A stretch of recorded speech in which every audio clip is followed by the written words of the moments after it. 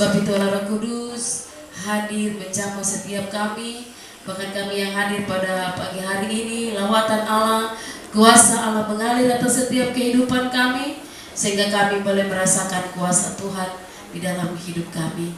Terima kasih Tuhan, urapi pakai setiap hamba-hambamu yang terlibat dalam pelayanan, hambamu pujian, musik, singers, hambamu firman Allah, kolektan yang ada, bahkan juga penerima tamu. Biarlah kami semua tinggal dalam urapan kuasa Allah.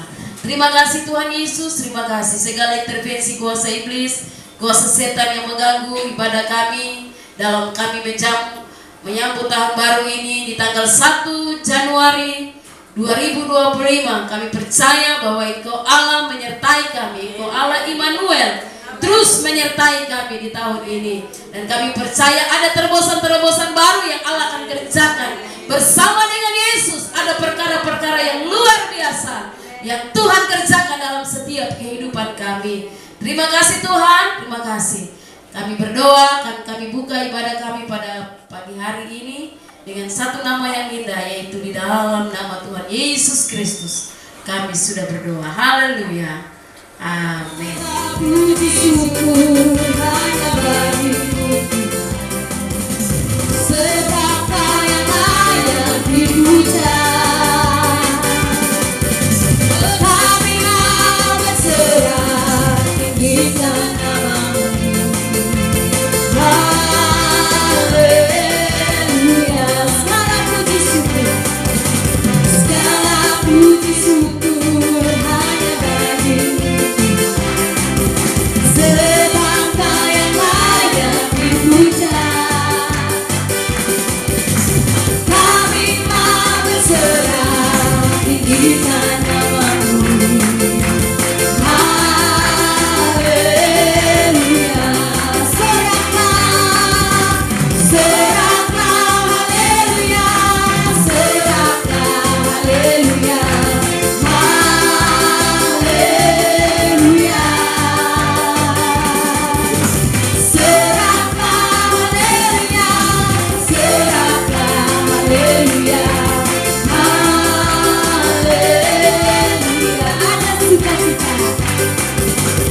Ada sukacita dalam melayani Tuhan, sukacita dari Roh Kudus. Hati berdamai karena Yesus beserta dalam kita melayani. Kita akan lihat firman Tuhan. Tema khotbah pada hari ini dalam ibadah menyambut tahun baru, mengingat kebaikan Tuhan. Kita lihat 1 Samuel 7 ayatnya yang ke-12. Sekali lagi mengingat kebaikan Tuhan. Kita ingat kebaikan Tuhan. Itulah tema khotbahku dalam ibadah menyambut tahun baru 1 Januari 2025 pada pagi hari ini. 1 Samuel pasal 7 ayatnya yang ke-12. Saudara yang belum mengambil ayat di tahun baru, saudara bisa ambil. Kalau Natal kemarin kan mengambil juga, ini di tahun baru saudara ambil juga. Tadi malam saudara tidak hadir, sebentar saat memberikan persembahan maju ke depan saudara bisa ambil. Kita bersyukur dengan ayat-ayat ini. Wah, tadi malam luar biasa. Hanya gara-gara ayat kita lihat ada beberapa, 2 orang bapak bisa menangis terseduh-seduh. Haleluya. Tadi malam kita mendengar sendiri toh, Ibu Gembala berikan kesempatan, ayo ada yang mau baca ayat silakan berdiri. Maka 2 bapak kekasih ini berdiri dan membacakannya sampai tidak sanggup lagi untuk mengungkapkan kalimat-kalimat itu, karena sudah air mata sudah mendahuluinya. Mereka sudah menangis terseduh-seduh. Haleluya. Jadi ayat itu adalah di mana Tuhan bicara pada kita. Di Natal Tuhan bicara padamu, bahkan di tahun baru ini modal besar. Di tahun baru saudara masuk tahun baru, Tuhan bicara lewat apa? Firman Tuhan. Seperti tadi malam 2 bapak kekasih, Tuhan menegur mereka, Tuhan menasihati mereka. Tidak perlu bapak dan ibu gembala datang ke rumah kata butuh waktu 1 jam nasihati dia. Dia mah tidak bergeming, dia mah biasa-biasa saja. Tapi hanya dengan kertas panggal yang kecil ini bisa bikin orang, wah, bisa mereka dicamah Tuhan. Jadi saudara yang belum ambil ayat, bisa saudara mengambilnya sebentar saat saudara memberikan persembahan. Kita akan lihat 1 Samuel pasal 7 ayatnya yang ke-12. Kita baca ayat ini bersama-sama. Saudara duduk saja. 1 Samuel pasalnya yang ke-7 ayat 12. Kita baca ayat yang hebat ini dalam hitungannya yang ketiga. 1 Samuel 7 ayat 12. Yang sudah dapat katakan amin. Amin. 2, 3 mulai. Kemudian Samuel mengambil sebuah batu dan mendirikannya antara Mispa dan Yesana. Ia menamainya Ebenezer. Katanya, sampai di sini Tuhan menolong kita. Haleluya. Sekali lagi kubacakan ayat ini, biarlah itu benar-benar dia nyerap di hati saya dan saudara. Kemudian Samuel mengambil sebuah batu dan mendirikannya antara Mispa dan Yesana. Ia menamainya Ebenezer. Katanya, sampai di sini Tuhan menolong kita. Banyak orang bersuka cita menyambut tahun baru. Ada yang menyambutnya dengan berdoa bersama seperti yang kita lakukan. Seperti pada umumnya saya dan saudara melakukan doa itu di malam kunci tahun. Saudara berdoa di rumah masing-masing. Bahkan tadi malam keluarga Bapak Ishak memanggil Bapak dan Ibu Gembala. Mereka sekeluarga kumpul dan kami mendoakan mereka. Selesai kebaktian, Bapak dan Ibu Gembala tidak langsung pulang karena Mama, keluarga Talahatu, keluarga Ibu Helmina, kami semua tinggal di sini. Kita masih duduk, kita ada penyembahan. Beberapa saat kemudian kami menaikkan ucapan syukur, kami berdoa, kami mensyukuri kasih Tuhan. Haleluya. Atas apa yang Tuhan sudah kerjakan. Ada juga yang menyambut tahun baru dengan mungkin bertamu ke rumah saudara-saudara seiman. Kita berdoa supaya cuaca yang ada hari ini bisa sebentar Tuhan kasih cerah, supaya Bapak dan Ibu Gembala bisa melakukan perjalanan untuk mengunjungi saudara. Jadi mengawali tahun yang baru, tapi ada juga yang merayakannya dengan mungkin dia bersungut. Mungkin dia semacam ada hal-hal yang dia tidak suka di dalam hidupnya. Dia tergantung masing-masing orang. Ada juga yang menyambutnya dengan datang ke gereja. Bagaimana dia mengungkapkan rasa syukur. Dia datang melayani. Semua tergantung bagaimana masing-masing kita. Ada juga yang bahkan memulai tahun baru, mengawalinya dengan pesta pora.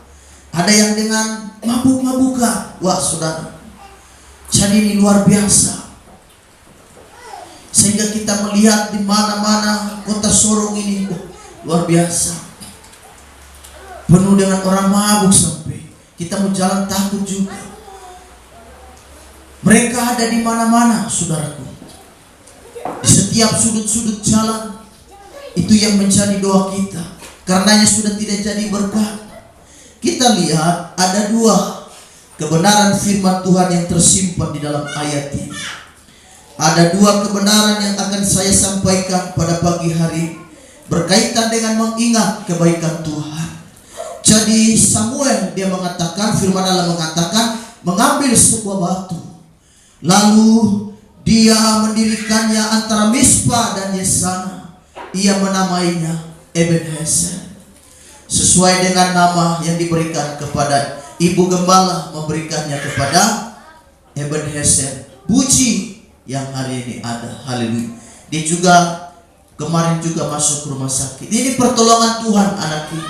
Wah, kalau mau cerita tentang kisahnya luar biasa. Kalau Ibu Regina kita panggil untuk berkisah dan bercerita tentang anak ini maju ke depan, wah, antara hidup dan mati. Tetapi oleh pertolongan Tuhan, Ebenezer, tidak salah pemberian nama itu. Nah, kita lihat di sini, yang pertama kita harus mengucap syukur. Mengawali tahun yang baru kita harus bersyukur, saudara. Apa yang saudara lakukan di tahun yang baru, di mengawali tahun yang baru? Apakah saudara bersyukur atau saudara ada ucapan syukur kepada Tuhan? Saya percaya saudara pasti bersyukur. Saya tidak peduli dengan masalah dan problema yang saudara hadapi. Percaya Ebenezer, Allah pasti akan menolong. Tuhan pasti akan memberkati saya dan saudara. Yang pertama kita harus mengucapkan syukur. Ucapan syukur kita adalah persembahan kita kepada Tuhan. Itu adalah salah satu bentuk pengakuan kita bahwa hanya oleh anugerah Tuhan sajalah saya dan saudara ada sampai saat ini. Semua karena kasih Tuhan, semua karena anugerah Tuhan. Itu yang membuat saya dan saudara bisa ada sampai hari ini. Perjalanan kehidupan kita seperti bangsa Israel yang mereka berjalan sampai di satu tempat yang bernama Mispa, daerah itu. Dan ini tentu tidak mudah, saudaraku. Demikian perjalanan saya dan saudara, tentu melewati berbagai macam tantangan, berbagai macam persoalan. Kita ada sampai hari ini semua karena kasih dan anugerah Tuhan. Mispa artinya menara jaga. Siapa yang menjadi penjaga kita? Tuhan.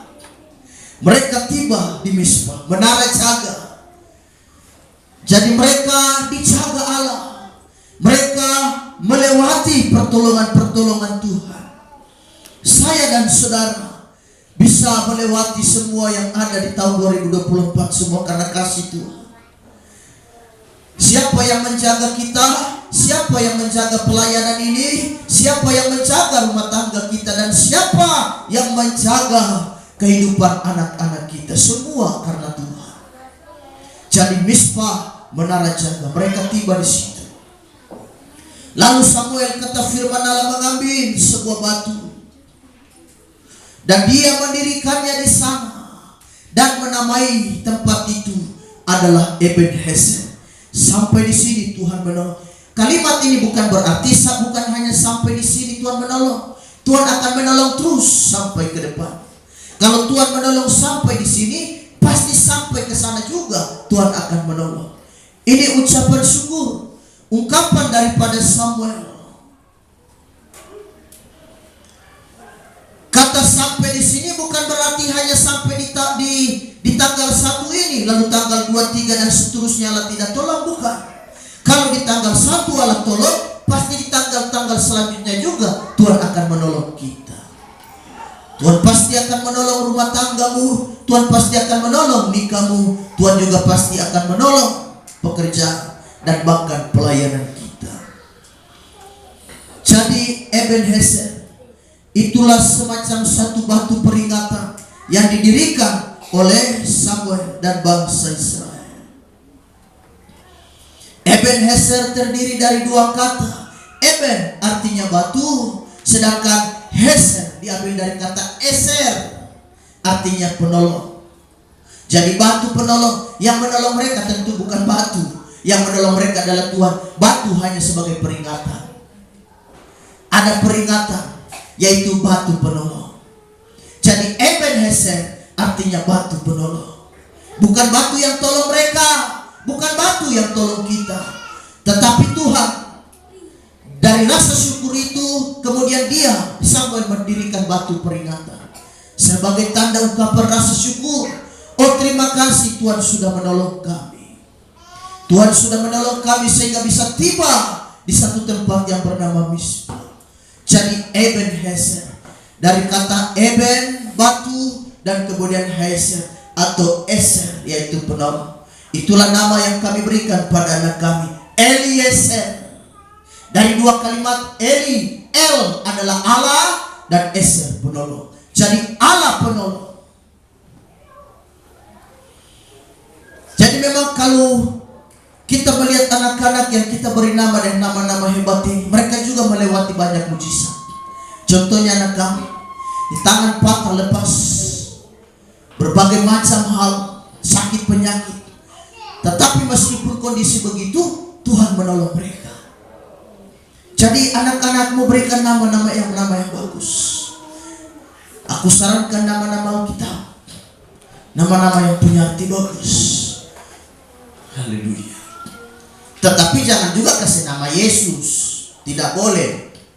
Yesus itu nama yang kudus. Sebab kalau anakmu nakal, lalu kau bilang, Yesus ini, aku pukul kepalamu. Bayangkan kamu pukul kepala Yesus.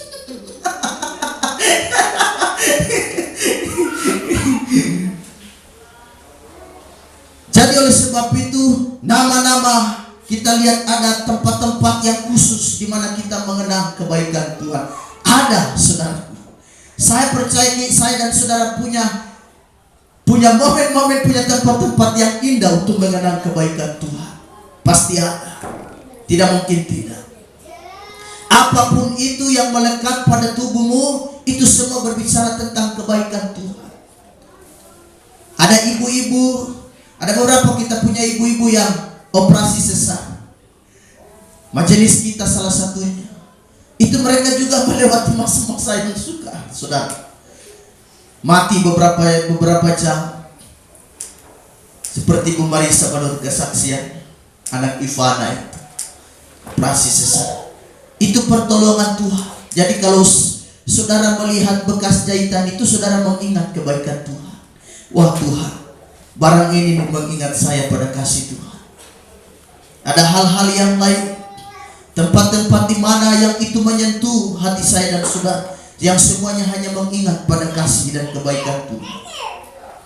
Terlalu banyak yang semuanya itu mengarah pada kasih Tuhan. Jadi di Mizpah, Samuel mendirikan satu batu yang bernama, yaitu batu peringatan, yang beri nama Ebenezer. Sampai di sini Tuhan telah menolong. Dengan rasa syukur Samuel menganjurkan kepada bangsa Israel supaya maju terus. Bersama dengan Allah kita maju terus. Bersama dengan Tuhan pasti ada pertolongan. Tuhan tidak hanya menolong sampai di Mizpah, Tuhan juga pasti akan menolong sampai di daerah-daerah yang lain. Tuhan pasti akan menolong saya dan saudara. Apa yang menjadi pergumulan kita, kita akan melihat bagaimana Tuhan beracara luar biasa. Dia akan membukakan jalan bagiku dan bagimu. Kau bukakan jalan bagiku. Dia membukakan jalan di lautan dan memberikan air minum di padang gurun. Jadi kita akan melihat pertolongan Tuhan. Jadi yang pertama adalah saya dan saudara perlu mengucap syukur kepada Tuhan. Di dalam Yosua juga ada juga hal yang sama, batu peringatan juga. Yosua 4 ayat 6 sampai dengan ayatnya yang ke-7. Yosua pasal 4 ayat 6 sampai ayatnya yang ke-7, firman Tuhan berkata, supaya ini menjadi tanda di tengah-tengah kamu. Jika anak-anakmu bertanya di kemudian hari, apakah artinya batu-batu ini bagi kamu? Maka haruslah kamu katakan kepada mereka bahwa air sungai Yordan terputus di depan tabut perjanjian Tuhan. Ketika tabut itu menyeberangi sungai Yordan, air sungai Yordan itu terputus. Sebab itu batu-batu ini akan menjadi tanda peringatan bagi orang Israel untuk selama-lamanya. Dalam khotbahku yang tadi malam, Yosua bersama para imam dan bangsa Israel, sebelum mereka memasuki tanah Kanaan, halangan terakhir yang mereka harus lewati adalah sungai Yordan. Karena sungai Yordan lagi meluap, lagi banjir. Itu tantangan terakhir. Kalau mereka melewati sungai Yordan, sudah aman, sudah masuk tanah Kanaan. Jadi boleh dibilang ini tantangan terakhir. Karena itu setelah mereka melewati sungai Yordan ini dengan pertolongan Tuhan, kita melihat mereka mendirikan batu. Ada batu peringatan yang mereka bikin. Yosua bilang, oleh pertolongan Allah kita bisa sampai di seberang, menyeberangi sungai Yordan. Semua karena kasih Tuhan. Tuhan berfirman dan berkata kepada Yosua, kau pilih dari 12 suku, ambil 12 orang, satu suku satu orang, satu suku satu orang, satu suku satu orang, untuk mereka bawa batu dan letakkan, susun menjadi batu peringatan. Yosua bertanya, apa makna daripada batu ini Tuhan? Di situ jawabannya. Allah memberikan jawaban. Jawabannya adalah, kalau anak-anakmu di kemudian hari bertanya, apa arti daripada batu ini Pak? Kau jawab, oleh pertolongan Tuhan kita bisa melewati sungai Yordan. Oleh kasih Tuhanlah kita bisa melewati sungai Yordan yang banjir kala itu. Ada batu peringatan. Ada tempat-tempat yang dimana itu menggetarkan batin dan hatiku dan hatimu untuk mengingatkan kita pada kasih Tuhan. Apa yang menjadi tempat yang bisa menggetarkan batin saudara? Jadi kita harus orang yang tahu diri. Jangan saya dan saudara, ini kan kita semua sudah merantau. Kita punya kampung halaman masing-masing tentunya. Jadi kalau sudah sukses, sudah hidup di kota Sorong, haleluya, kita harus ingat di mana kasih Tuhan pernah membawa kita. Jadi tetap ada tempat-tempat yang luar biasa. Tempat-tempat yang dimana orang berkata, wah tempat ini sangat luar biasa. Sehingga ada lagu yang berkata mengingat dusun yang kecil. Dusun itu yang bikin dia ingat Tuhan, ingat Natal dan ingat keluarga. Di dusun itulah mereka mungkin satu keluarga hidup di situ. Karenanya dikasih nama lagu itu dusun yang kecil. Orang karang lagu tentu tidak sembarangan, semua ada arti. Jadi ada tempat-tempat yang mengingatkan kita pada kasih Tuhan. Jadi Yosua dan juga Samuel mendirikan batu. Dinamai batu itu Ebenezer, tempat itu. Sampai di sini Allah telah menolong. Saya dan saudara sudah ditolong oleh Tuhan. Jadi tetap bersyukur. Yang pertama saya dan saudara ada rasa syukur. Saudara harus bersyukur kepada Tuhan. Jangan mengawali tahun ini dengan hal-hal yang sia-sia. Jangan. Kita lebih baik bersyukur akan kasih Tuhan. Kita datang sembahyang, kita datang ibadah, kita cari Tuhan. Karena sekarang kan kita ini sudah, ya katakanlah sudah diberkati Tuhan, sudah dipelihara Tuhan. Semua karena kasih Tuhan. Kita ada di kota Sorong ini, kota yang makin hari makin padat. Kota yang makin hari, haleluya, makin padat penduduknya. Namanya juga dijuluki kota bersama. Jadi semua, kita semua suku, semua apapun itu ada di sini. Semua manusia ada di kota Sorong. Kota Sorong yang adalah merupakan pintu gerbang dan dijuluki kota bersama. Kita hidup di sini. Kita sudah menjadi orang berhasil, orang yang diberkati Tuhan. Sehingga kita pulang ke kampung pun orang bertanya, "Adek, kakak lihat sekarang kau sepertinya sudah berhasil dari perantauan." Betul, saya sudah berhasil. Sebenarnya adek di Sorong itu kerja apa sih? Saya di Sorong kerja jual manusia. Hah? Jual manusia? Wah, pekerjaan apa kegerangan itu? Saya tinggal berdiri di halte bus, berdiri di pasar Lemu sana dan berteriak, "Kios, kios, kios, Aimas, Aimas, Aimas." Oh, maksudnya jual manusia. Jadi satu kepala dia bisa dapat 2.000 dari penumpang yang dia sebetulnya jadi calo-calo begitu, saudara. Jadi dapat keuntungan dari situ. Kios, kios, kios. Mari kakak, tinggal satu kios. Kakak naik, kita jalan. Jadi dia dapat 2.000 dari situ. Jadi itu maksudnya jual manusia, jual manusia. Jadi satu dia bisa dapat 2. Bayangkan kalau satu hari dia bisa 10 orang. Wah, luar biasa. Jadi itu jual manusia istilah. Oh, pekerjaan jual manusia. Pekerjaan apa itu jual manusia di Sorong? Oh, maksudnya dia adalah kondektur. Haleluya, itu istilah lainnya. Jadi oleh sebab itu luar biasa. Yang terakhir, yang pertama mengucap syukur akan kebaikan Tuhan.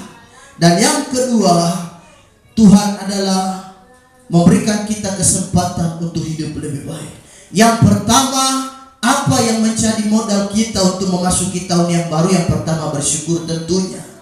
Rasa syukur itu yang saudara wujudkan lewat apa? Ibadah. Dan saudara tadi malam sudah membawa amplop ucapan syukur yang saudara berikan, itu rasa syukur saudara. Saudara berikan kepada Tuhan, saudara memberikan yang terbaik.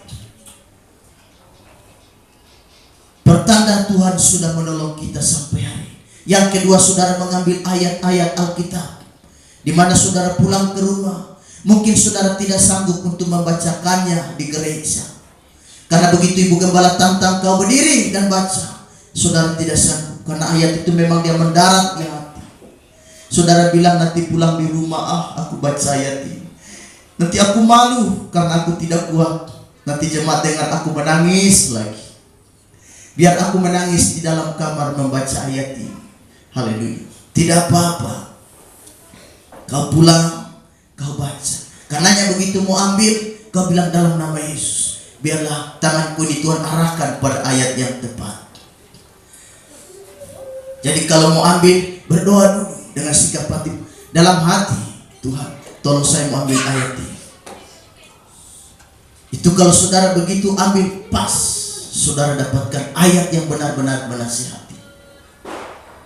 Karena kita lihat Bapak 2 tadi, Tuhan jawab hanya gara-gara ayat. Haleluya. Jadi firman ini punya kuasa. Dia bisa menggetarkan batin saya dan saudara. Saudara percaya pada firman, haleluya. Jadi ada tempat-tempat yang khusus, Esther khususnya. Berkali-kali aku peringatkan pada, ada saat di mana kau tidur, coba kau lihat jahitanmu itu kasih Tuhan. Dan kau bilang, biasa saja. Dari situlah bagaimana Tuhan menolongku. Antara hidup dan mati juga dia. Jadi itu bagimu adalah batu peringatan, Ebenezer. Bekas jahitanmu itu adalah tanda, dan itu membekas seumur hidup kau akan bawa sampai kapanpun. Itu kasih Tuhan melekat pada hidupmu, pada dagingmu, pada tubuhmu, dan itu tidak akan hilangkan. Jadi kasih Tuhan mengingatkanmu pada apa? Bekas jahitan itu, bahwa ada pertolongan Tuhan. Yang kedua, kita melihat bahwa saya dan saudara hidup ini adalah kesempatan. Karena itu kita melayani dengan begitu rupa. Kita melayani dengan luar biasa. Saudara Anda sampai hari ini itu bukan karena saudara. Kalau mau pikir kita ini tidak ada apa-apa, kita bukan siapa-siapa. Kita ada sampai hari ini. Anak-anak kita ada ditolong Tuhan. Rumah tangga kita lihat berapa banyak rumah tangga kabur, rumah tangga hancur, tidak bertahan sampai di tahun 2025. Di tahun 2024 sudah bubar mereka. Banyak rumah tangga yang terpaksa berakhir di tengah jalan. Tetapi saya dan saudara ada sampai hari ini semua karena kasih Tuhan. Ini yang perlu saya dan saudara syukuri. Kasih Allah lah yang menuntun saya dan saudara sampai hari ini. Tuhan Yesus baik. Kita akan masuk dalam doa. Tuhan Yesus memberkati kita semua. Haleluya.